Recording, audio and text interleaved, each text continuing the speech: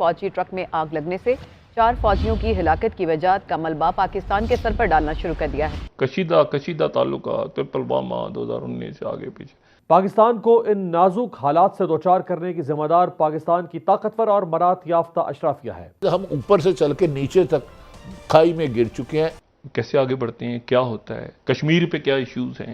شام 6 بجے بھارتی فوج نے حادثے کو نامعلوم دہشت گردوں کی طرف سے گرنیڈ حملہ قرار دے دیا۔ اس کا ہمیں کیا خمیازہ بھگتنا پڑ سکتا ہے؟ جی یقینی طور پر جب یہ واقعہ ہوا تو اس کے بعد سے پاکستانی میڈیا کے دوست بھی یہی چیزیں تلاش کر رہے تھے کہ بھارت کیا رویہ اختیار کرتا ہے۔ بھارت نے پہلے اسے آسمانی بجلی کا شاخسانہ قرار دیا، پھر یہ کہا کہ دہشت گرد گرنیڈ پھینک کر بھاگ گئے، اور پھر اس کے چند گھنٹوں کے بعد دوبارہ سریعام پاکستان پر الزام لگانا شروع کر دیا۔ پاکستان جو ہے وہ اس وقت آلموسٹ ڈس انگیجڈ ہے دنیا کے ساتھ، جبکہ پاکستان کے لیے پاکستان کو سفارتی تنہائی کا بھی شکار کرنا چاہتا تھا، لیکن وزیر خارجہ بلاول بھٹو زرداری نے ایس سی او کانفرنس میں شرکت کا دعوت نامہ قبول کر کے اور بھارت جانے کا اعلان کر کے بلاول بھٹو زرداری صاحب کی طرف سے آج جو وزارت خارجہ کی طرف سے بات ہوئی، یہ ہے 4 سے 5 تاریخ کو گوا میں انڈیا اور شنگھائی کارپوریشن، تو وہ ٹینشن اور بڑھ گئی۔ تو وہ لیکن یہ فورمز ہمیشہ مدد دیتے ہیں کہ ایک برف پگھلتی ہے، آپ ایک ون آن ون۔ بلاول صاحب کی اور جے شنکر صاحب کی ملاقات ہو چکی ہے کئی فورمز پہ حالیہ دنوں میں، لیکن انڈیا کا یہ پہلا دورہ ہے کسی وزیر خارجہ کا 2011 میں ہنا ربانی خر کے بعد۔ ہنا ربانی خر صاحبہ گئی تھی 2011 میں، اور 2014 میں پاکستان کا اور کوئی لیڈر اگر آپ کہیں تو 2014 میں جو نواز شریف صاحب گئے تھے مودی صاحب کی حلف برداری کی تقریب میں۔ اس کے بعد کشیدہ تعلقات پلوامہ 2019 سے آگے پیچھے۔ تو یہ دورہ جو ہے اب یہ برف پگھلنے کی دونوں میں کیا بات چیت ہوتی ہے، کیسے معاملات آگے بڑھتے ہیں، بہت سارے ایشوز ہیں جن کے اوپر بات ہونی ضروری ہے، اور اس میں یہ دیکھنا ہے کہ کیا اس میں کیا ایک اچھا ہے برف پگھل رہی ہے دونوں میں، اور وہاں سے پھر کیونکہ چائنا کیا اسٹانس لیتا ہے وہاں پہ وہ، اور یہ بھی بڑی انٹرسٹنگ بات ہے کہ یعنی آپ دیکھیں کہ جب جنگ بھی ہو رہی ہوتی ہے تو بات چیت ہو رہی ہوتی ہے ملکوں کی، بیک ڈور رابطے ہوتے ڈی جی ایم اوز، جنگ چھڑی ہوتی ہے تو ڈی جی ایم او رابطے میں ہوتے ہیں نا دونوں ملکوں کے، کہ بھئی 1 منٹ ہٹ جاؤ، یہ نیوکلیئر تک نہ جائے معاملہ، ٹھیک ہے، مطلب ایک حد تک ہی ہوتا ہے نا، مطلب آل آؤٹ وار تو مطلب بہت ہی خوفناک ہے نا، تو مطلب آل آؤٹ وار ہوئی بھی ہے لیکن پھر بھی اس کے باوجود وہ ایک جگہ تک رکی ہے، اسے آگے نہیں بڑھتے۔ تو ایشو یہ ہے کہ وہ اب یہ کیسے سفارتی محاذ پہ کیسے آگے بڑھتے ہیں، کیا ہوتا ہے، کشمیر پہ کیا ایشوز ہیں، چائنا نیا بلاک دنیا میں جنم لے رہا ہے، انڈیا میں بھی مختلف سوچ جنم لے رہی ہے اس وقت۔ حقیقت ہے کہ پاکستان اس وقت 126 ارب ڈالر سے زائد کا مقروض، اور اس قرض کی ادائیگی اور ملکی اخراجات چلانے کے لیے ریاست کے پاس کوئی ٹھوس پالیسی نہیں ہے۔ شاید اسی لیے ہر طرف ڈیفالٹ کے خطرات منڈلا رہے ہیں۔ پاکستان کو ان نازک حالات سے دوچار کرنے کی ذمہ دار پاکستان کی طاقتور اور مہارت یافتہ اشرافیہ ہے۔ یہ اشرافیہ دیمک کی طرح ملکی وسائل کو چاٹ رہی ہے۔ اس کی ایک جھلک اقوام متحدہ کی ایک لرزہ دینے والی رپورٹ سے واضح ہوتی ہے۔ اقوام متحدہ کے ادارے UNDP نے پاکستان کے حوالے سے اپریل 2021 میں ایک رپورٹ جاری کی تھی۔ اس رپورٹ کو نیشنل ہیومن ڈیولپمنٹ رپورٹ کا عنوان دیا گیا تھا۔ اس رپورٹ میں بیان کردہ اعداد و شمار سے پتہ چلتا ہے کہ پاکستان میں امیر کی دنیا الگ اور غریب کی دنیا الگ ہے۔ جاگیردار، سرمایہ دار، فوجی اسٹیبلشمنٹ اور ریاست کے ملکیتی ادارے پاکستان میں مہارت سے سب سے زیادہ فائدہ اٹھاتے ہیں۔ اس رپورٹ میں انکشاف کیا گیا تھا کہ 2017 سے 2018 پاکستان میں اشرافیہ کی مہارت پر 2660 ارب روپے خرچ کیے گئے، جو GDP کا 8% بنتا ہے۔ اگر ان مہارت کا صرف 24% بھی غریبوں کی طرف منتقل کر دیا جائے تو عدم مساوات کے خاتمے میں یہ پہلا قدم ثابت ہوگا۔ طاقت، عوام اور پالیسی ملک میں عدم مساوات کے اصل محرکات ہیں۔ ملک کی آمدنی کا 9% محض 1% امیر ترین افراد کی رسائی میں ہے۔ طاقتور گروہ اپنے حق کو استعمال کرتے ہوئے اپنے حصے سے زیادہ حاصل کرتے ہیں۔ لوگ جنس اور طبقے کی بنیاد پر دوسروں کے ساتھ امتیازی سلوک کرتے ہیں۔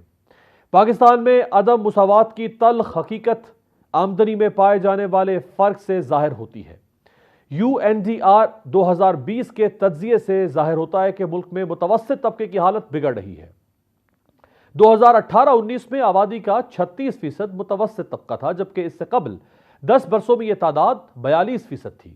ملک کا صرف 1% امیر ترین طبقہ پرسنل بینک ڈپازٹ کے 26.4%، زیر کاشت اراضی کے 20% اور رہائشی جائیداد کے 16% پر قابض ہے۔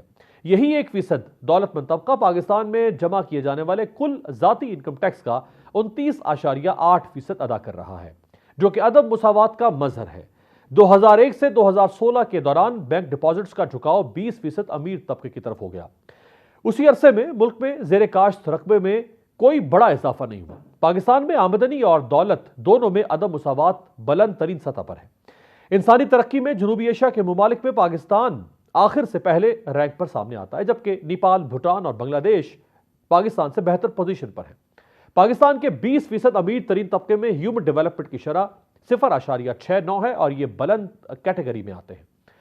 اس کے برعکس ملک کے 20% غریب طبقے میں انسانی ترقی کی شرح 0.4 ہے، جو کہ اب پست مانی جاتی ہے۔ سن 2006 کے بعد سے صوبہ خیبر پختونخوا میں انسانی ترقی کی شرح میں اضافہ دیکھنے میں آیا ہے۔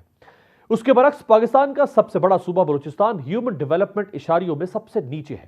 پاکستان کے چائلڈ ڈیولپمنٹ انڈیکس میں پنجاب سب سے آگے ہے، جبکہ سندھ اور بلوچستان میں بچوں کو غذائیت کے اعتبار سے بے پناہ مشکلات کا سامنا ہے۔ پاکستان میں 27 ملین نوجوان بے روزگار ہیں، جس کی وجہ سے جرائم میں اضافے کا خطرہ موجود ہے۔ سن 2018 تک ملک بھر کے 83% صنعتی کارکنوں کو لیبر قوانین کا تحفظ حاصل نہیں تھا۔ UNDP کی رپورٹ میں مزید بتایا گیا ہے کہ جاگیردار اشرافیہ پاکستان کی کل آبادی کا 1.1% ہے، لیکن زرعی اراضی کا 22% اس کی ملکیت ہے۔ قومی اور صوبائی اسمبلیوں میں ان کی نمائندگی غیر متناسب ہے، اسی لیے یہ اپنے ٹیکس اور خصوصی مراد کی خوب رکھوالی کرتے ہیں۔ بحیثیت مجموعی پاکستان کی جاگیردار اشرافیہ نے 2017-18 میں کل 370 ارب روپے کی مراد کا فائدہ اٹھایا۔ پاکستان کے سرمایہ دار طبقے کے کئی افراد وفاقی اور صوبائی کابینہ کا حصہ بنتے ہیں، پارلیمان کا حصہ بنتے ہیں۔ بحیثیت مجموعی پاکستان کے سرمایہ دار اشرافیہ نے 2017-18 میں 724 ارب روپے کی مراد سے فائدہ اٹھایا۔ پاکستان کے امیر ترین طبقے نے بحیثیت مجموعی 2017 سے 18 میں 368 ارب روپے کی مالی مراد حاصل کی۔ ریاست کے ملکیتی کاروباری ادارے پاکستان میں بے پناہ مراد سے مستفید ہو رہے ہیں۔ سیاسی اثر و رسوخ کی وجہ سے انہیں حکومتی وزراء اور بیوروکریسی کی حمایت بھی حاصل ہے۔ یہ کاروباری ادارے وفاقی بجٹ سے 120 ارب روپے کی سبسڈیز وصول کرتے ہیں۔ یہ اپنے اخراجات پورے کرنے کے لیے جو مختص یا مختلف گرانٹس ہیں وہ بھی وصول کرتے ہیں۔ پاکستان کے ملکیتی کاروباری اداروں نے بحیثیت مجموعی 2017-18 میں 345 ارب روپے کی مراد حاصل کی۔ پاکستان کے کل اخراجات میں سے واٹر، سینیٹیشن، ماحول کے شعبوں کو صرف 4% ملتا ہے۔ پاکستان بھر میں 23 ملین بچے اسکول نہیں جا پاتے، جبکہ 22 ملین بچے پست معیار کے سرکاری اسکولوں میں تعلیم حاصل کرتے ہیں۔ ناقص معیار تعلیم کا ایک سبب اساتذہ کی عدم تربیت ہے۔ اسی طرح ووکیشنل ٹریننگ پر سرمایہ کاری کی کمی ہے۔ ملک بھر میں 28% غریب گھرانے ایک کمرے کے مکان میں زندگی گزارنے پر مجبور ہیں۔ پاکستان میں 45% افراد موبائل فون کے حامل ہیں، جبکہ انٹرنیٹ استعمال کرنے والوں کا تناسب 17% ہے۔ پاکستان میں نظام انصاف کا جھکاؤ امیر اور طاقتور طبقے کی طرف نظر آتا ہے۔ رسمی نظام انصاف غریب اور محروم طبقات کی پہنچ سے باہر ہے۔ لگ بھگ 3000 ججز ملک بھر کی عدالتوں میں زیر التواء 17 لاکھ سے زائد مقدمات نمٹانے کے ذمہ دار ہیں۔ UNDP کی نیشنل ہیومن ڈیولپمنٹ رپورٹ میں نشاندہی کی گئی ہے کہ کوئٹہ میں بلوچستان کی صوبائی اسمبلی کے ایک اجلاس کے دوران ایک خاتون رکن سے کہا گیا کہ وہ اپنے بچے کو اجلاس میں نہ لایا کریں۔ بعد ازاں تمام خواتین اراکین ڈے کیئر سہولت کی فراہمی کے مطالبے پر ایک ہو گئی۔ اس رپورٹ میں یہ بھی انکشاف کیا گیا ہے کہ پاکستان میں 10 سے 15 سال کی عمر کے 9.9% بچے کام کرنے پر مجبور ہیں، جبکہ تقریباً 30 لاکھ افراد جبری مشقت کی شکل میں جدید غلامی کی زندگی بسر کرنے پر مجبور ہیں۔ جون 2020 میں کرونا وائرس کی وبا کے نتیجے میں اندازاً 50 لاکھ پاکستانی بے روزگار ہوئے۔